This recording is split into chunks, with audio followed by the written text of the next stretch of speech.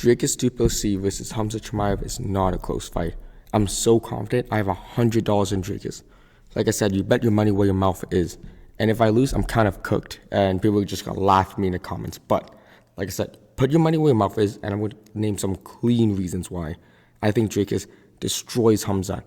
And it's not that hard. Like, I'm going to break it down. Why Dricus beats Khamzat. Watch the whole video, find out why. To determine why I think DDP beats Khamzat, I have to know what game Khamzat has, what skill set he has. Basically, Khamzat's main game is being able to take the back from a fast double leg. That's really it. So what really protects him from any defense? Because generally, when someone shoots, there are two main things to defend them. Getting a strong underhook, having a wizard and just fighting from the wizard position so they don't pass the hips, right? There's two reasons why Khamzat gets away with this. The first reason is he's just so fast. Like, his double legs are just so incredibly fast. The second reason is Khamzat just shoots so goddamn low. Shooting so low prevents the ability to get the underhook. It's just really hard to get unhook when someone shoots basically at the ankle. Like, he's basically ankle picking someone. Just watch the fight with Robert Whittaker. He basically just shot out the foot, tried ankle picking him. Basically a blast ankle pick if you have to make it up. It's not even a blast double, like, you just shoot so quick and so low, it's hard to stop a takedown like that. When Khamzat gets you down, he doesn't just go and mount, tries to ground pound, he tries to get the hooks in and fights with submission. Khamzat Chimaev's back control is goddamn crazy. Like what he did against Robert Whittaker, he's just so heavy on you. Especially the new Khamzat at 185, the one who fought Robert Whittaker. He doesn't burn himself out as much as he does when he was in welterweight. He sits on you so you carry his weight. And his ability to hold the back and keep the hooks in is just incredible.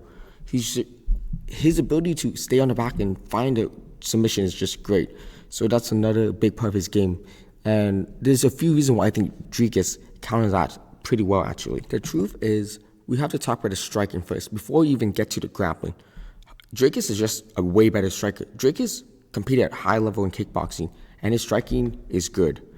And I know a lot of people are going to make jokes. He strikes like a Looney Tunes character. How does he get away with it? You know, that's a valid question. But the opponents he fought didn't require it. Did he fight like that against Strickland? Strickland wasn't going to punish him. Izzy isn't going to punish him. And a lot of people get this mistaken. Izzy's not a counter puncher. He's a striker, okay? DC, chill out, okay? But Dricus can fix it up. You can watch the second fight with Strickland. He's fixed up his striking when he needed to. He adapts really well. His team and his coaches are good at making plans. Every fight he's fought, he looked a little bit different. He's fought better in every single fight for his opponents. So I think his coaches are going to watch this fight and change the plan a lot. He's one of those fighters who changes a lot per fight. The thing is, his striking is just way better than Khamzat. And Khamzat isn't a bad striker. He's a pretty good striker. Aggressively, Khamzat is really good pushing the pace forward, but his defense is lacking. And I'll give you an example. The Gilbert Burns fight. When Khamzat pushed forward, his defense became almost zero. And Dricus will punish you if you just jump in, just like the Whittaker fight, where he just landed the jab when Whittaker blitzed his normal blitz. The real reason people are here is to talk about the grappling. And can Dricus stop the shot? I really do think he can. Just for a few reasons. Whittaker basically stopped the first shot. And you're going to say, what does that mean? If you watch the first fight, I'll probably throw up an image. But Whittaker stopped the initial shot, actually. But the problem was he was pushed against the fence where he couldn't sprawl anymore. When you're against the fence, you can't sprawl anymore. The idea is this. Dricus can do the same as Whittaker, but Dricus can actually stop Khamzat from pushing him against the fence. He's a big guy. He's a better striker. So what's stopping Dricus from just standing in the center and just pushing Khamzat back, forcing the panic shot, which is a lot worse. But let's say he doesn't panic shoot. He actually shoots a proper shot. Dricus defending the shot is incredible. The idea is, even if he doesn't defend it, he can fight from the back. Dricus can fight from the back. He beat a whole school of Gracie Barra. Like a 30-minute match. He just fought them on and on, a full team, and he violated them. The idea is he's high-level jiu-jitsu. Are those guys like half his size? Yeah, but there was like a whole group of them, okay? You can't judge him. Watch the whole fight. Dricus showed incredible grappling. The idea is Dricus can survive in the back against Khamzat on his back. Do I recommend it? No, but worst case scenario, he fights from the back. The idea is Dricus cannot give up his back against Khamzat because that's where Khamzat's game fully opens, fully develops. And I think Dricus can stop most of the takedown. when he does get taken down, the idea is stay in your back and just stall around, wait for the next round, let Khamzat burn his cardio out. Just because Khamzat's just going to be trying to force that takedown. When he doesn't get the initial shot, a lot of times when someone defends it, he overcommits against Kevin Holland. He just fully run through him against Usman, against Robert Whittaker. He needs to get that takedown. The idea is he wants to get down. He doesn't miss takedowns. That's what Khamzat's game is based on. Taking him down, taking him back, putting hooks in, and fighting from that position. Like I said, I don't see a world where Khamzat beats Dricus past the second round. And the second round is generous, okay? I really don't see this world because Khamzat's shots are going to get slow. Dricus is probably going to defend most of them past the third round.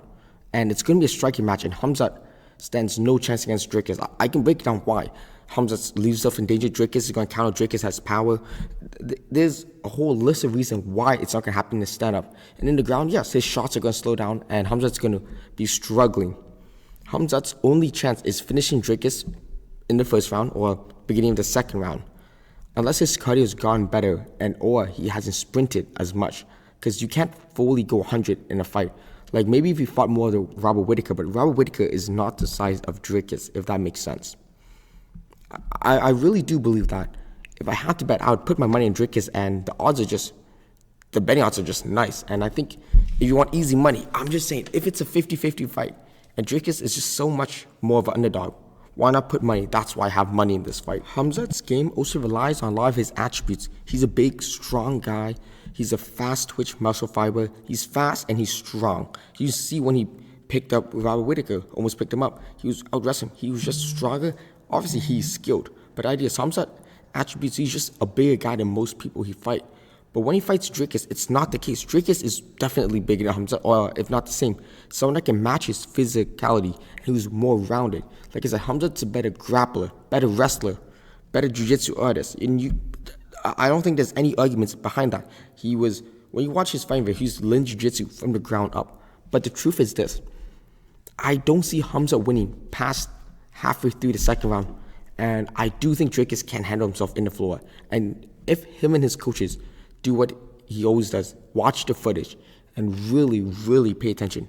It's about the back. If Dricus can just stand in the center of the octagon and welcome Khamzat, I don't care if he takes you down.